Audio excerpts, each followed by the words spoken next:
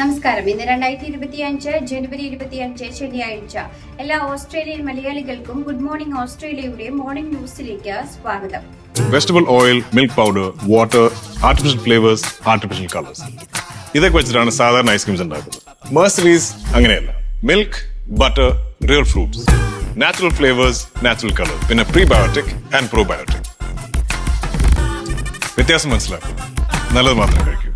മേഴ്സറീസ്, the true ice cream. $10,000 അപ്രന്റൈസ് cash പദ്ധതി പ്രഖ്യാപിച്ച് പ്രധാനമന്ത്രി ആന്റണി ആൽബനീസ്. തൊഴിൽ പരിശീലനവും തൊഴിൽ സുരക്ഷിതത്വവും കൂട്ടുന്നതിന് ഈ നയം വലിയ മുന്നേറ്റമായിരിക്കും ഉണ്ടാക്കുകയെന്ന് പ്രധാനമന്ത്രി പറഞ്ഞു. തൊഴിൽ മേഖലയിൽ നിലവിലുള്ള പ്രശ്നങ്ങൾ പരിഹരിക്കുവാൻ ഇത് സഹായകരമായിരിക്കുമെന്നാണ് സർക്കാർ പ്രതീക്ഷിക്കുന്നത്. കെട്ടിട നിർമ്മാണം, കാർപ്പന്ററി, ഇലക്ട്രിക്കൽ മേഖലകൾ എന്നിവയിൽ കൂടുതൽ യുവാക്കളെ ആകർഷിക്കുന്നതിനുള്ള സർക്കാർ ശ്രമത്തിന്റെ ഭാഗമാണ് ഈ പ്രഖ്യാപനം. പദ്ധതിക്ക് വിപുലമായ ജനപിന്തുണയും വ്യവസായ രംഗത്തിന്റെ ശ്രദ്ധയും ലഭിക്കുമെന്നാണ് സർക്കാരിന്റെ പ്രതീക്ഷ. രാജ്യത്തേക്ക് കെറ്റാമൈൻ കടത്തിയതായി ആരോപിക്കപ്പെടുന്ന അന്താരാഷ്ട്ര മയക്കുമരുന്ന് സംഘത്തെ ഓസ്ട്രേലിയൻ ഫെഡറൽ പോലീസിന്റെ സഹായത്തോടെ യൂറോപ്പിൽ പിടികൂടി. ക്രിസ്തുമസ് കളിപ്പാട്ടങ്ങളിലും വീട്ടുപകരണങ്ങളിലും മയക്കുമരുന്ന് ഒളിപ്പിച്ച് സ്പെയിനിൽ നിന്ന് ഓസ്ട്രേലിയയിലേക്ക് കെറ്റാമൈൻ കടത്താൻ ശ്രമിച്ച സംഘത്തെയാണ് പിടികൂടിയത്. മയക്കുമരുന്ന് ഗൂഢാലോചനയിൽ 11 പേർക്കെതിരെ കേസെടുത്തിട്ടുണ്ട്. ബാഴ്സലോണയും ഇബിസയും ഉൾപ്പെടെ സ്പെയിനിലെ 9 ഇടങ്ങളിൽ സെർച്ച് വാറന്റുകൾ വഴി പോലീസ് പരിശോധന നടത്തി. കാറ്റലോണിയൻ പോലീസിന്റെ നേതൃത്വത്തിൽ നടത്തിയ അന്വേഷണത്തെ AFP ഉദ്യോഗസ്ഥർ പിന്തുണച്ചു.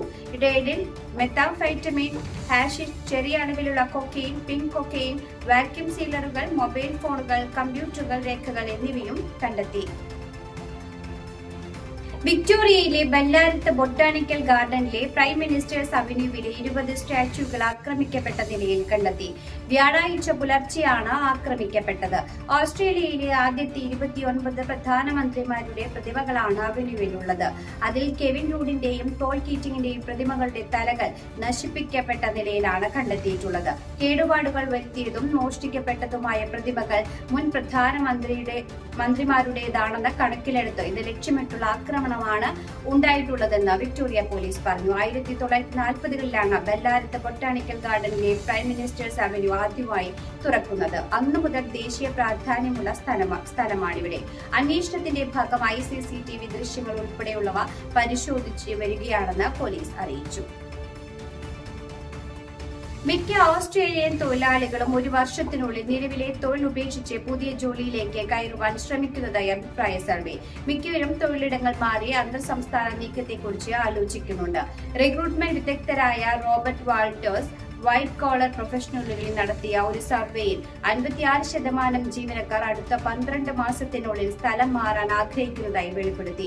54% പേർ മറ്റ് സംസ്ഥാനങ്ങളിലേക്ക് മാറാനും തയ്യാറായത് കണ്ടെത്തി.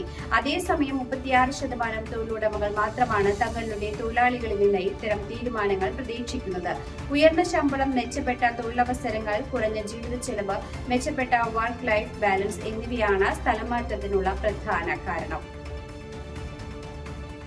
സ്കൂളുകളുടെ ഭാവി നിർവചിക്കുന്നതും വിദ്യാഭ്യാസ ഫണ്ടിങ്ങിനുമായി വിക്ടോറിയയും സൗത്ത് ഓസ്ട്രേലിയയും കരാറിൽ ഒപ്പുവെച്ചു. രാജ്യത്തെ 10,000-ഓളം സ്കൂളുകളുടെ ഭാവി നിർണ്ണയിക്കുവാൻ കഴിയുന്ന 10 വർഷത്തെ ധനസഹായ കരാറിലാണ് ഇരു കൂട്ടരും ഒപ്പുവെച്ചിട്ടുള്ളത്. Better and fair schools agreement പ്രകാരം കോമൺവെൽത്ത് പബ്ലിക് സ്കൂൾ ഫണ്ടിങ്ങിന്റെ വിഹിതം 20% നിന്ന് 25% ഉയർത്തുവാൻ സമ്മതിച്ചു. സംസ്ഥാനങ്ങൾ അവരുടെ ഫണ്ടിങ്ങിന്റെ വിഹിതം 75% ഉയർത്തേണ്ടതുണ്ട്. അതായത് 2012 ഗോൺസിസ്കി അവലോകനം ശുപാർശ ചെയ്യുന്ന മുഴുവൻ ഫണ്ടിങ്ങും എല്ലാ പൊതുവിദ്യാലയങ്ങളിലും എത്തിച്ചേരും. Western Australia, Tasmania, northern territory, Australian capital territory എന്നിവ ഇതിനകം കരാറിൽ ഒപ്പുവെച്ചിട്ടുണ്ട്. ക്വീൻസ്ലാൻഡും ന്യൂ സൗത്ത് വെയിൽസും ഇതുവരെ അംഗീകരിച്ചിട്ടില്ല. സർക്കാരിന്റെ പുതിയ നിർദ്ദേശം ഇരു സംസ്ഥാനങ്ങളും പരിഗണിക്കുന്നുണ്ടെന്നാണ് സൂചന. ന്യൂ ടൗൺ സിനഗോഗിനെ ആക്രമിക്കാൻ ലക്ഷ്യമിട്ട കേസിൽ 2ാമത്തെയാൾക്കെതിരെ കേസെടുത്ത് പോലീസ്.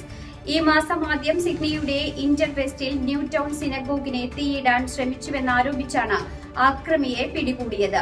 ജനുവരി 11-ന് 2 പേർ കെട്ടിടവും വേലിയും നിന്ദ്യമായ ചിഹ്നങ്ങൾ ഉപയോഗിച്ച് ചുവരെഴുത്തുകയും തീയിടാൻ ശ്രമിക്കുകയും ചെയ്തുവെന്ന് NSW പോലീസ് ആരോപിക്കുന്നു. സംഭവത്തിൽ 33-കാരനായ ഒരാളെ പോലീസ് ഈ ആഴ്ച ആദ്യം അറസ്റ്റ് ചെയ്തിരുന്നു. ഇന്നലെ ഡാർലിംഗ് ഹാർബറിൽ നിന്നാണ് 37-കാരനെ പോലീസ് അറസ്റ്റ് ചെയ്തത്. ഇയാൾക്കെതിരെ സ്വത്ത് നശിപ്പിച്ചതിനും ബോധപൂർവം നാസി ചിഹ്നം പരസ്യമായി പ്രദർശിപ്പിച്ചതിനും കേസെടുത്തിട്ടുണ്ട്. മെൽബണിലെ കോളിംഗ്വുഡിൽ തെരുവ് കലാപത്തിനിടെ ഉണ്ടായ വെടിവെപ്പിൽ 2 കൗമാരക്കാർക്ക് വെടിയേറ്റു.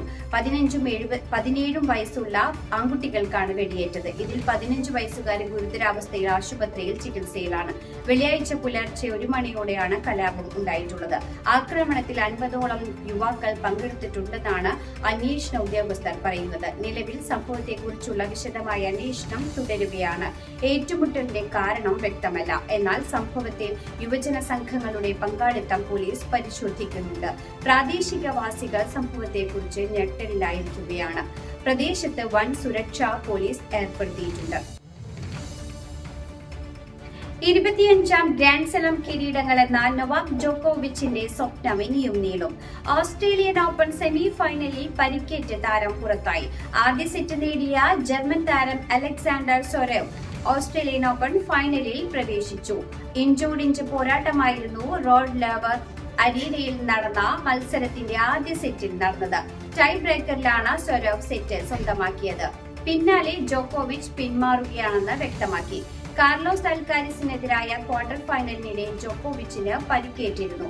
ശേഷം തുടർച്ചയായ 2ാം ദിവസവും ജോക്കോവിച്ച് പരിശീലനം ഉപേക്ഷിച്ച റിപ്പോർട്ടുകളും ഉണ്ടായിരുന്നു. ആദ്യ സെറ്റ് സൊരേവ് 7-6, 7-5 എന്ന സ്കോറിനാണ് വിജയിച്ചത്. ജർമ്മൻ താരത്തിന്റെ ആദ്യ ഓസ്ട്രേലിയൻ ഓപ്പൺ ഫൈനൽ പ്രവേശനം കൂടിയാണ് ഇത്.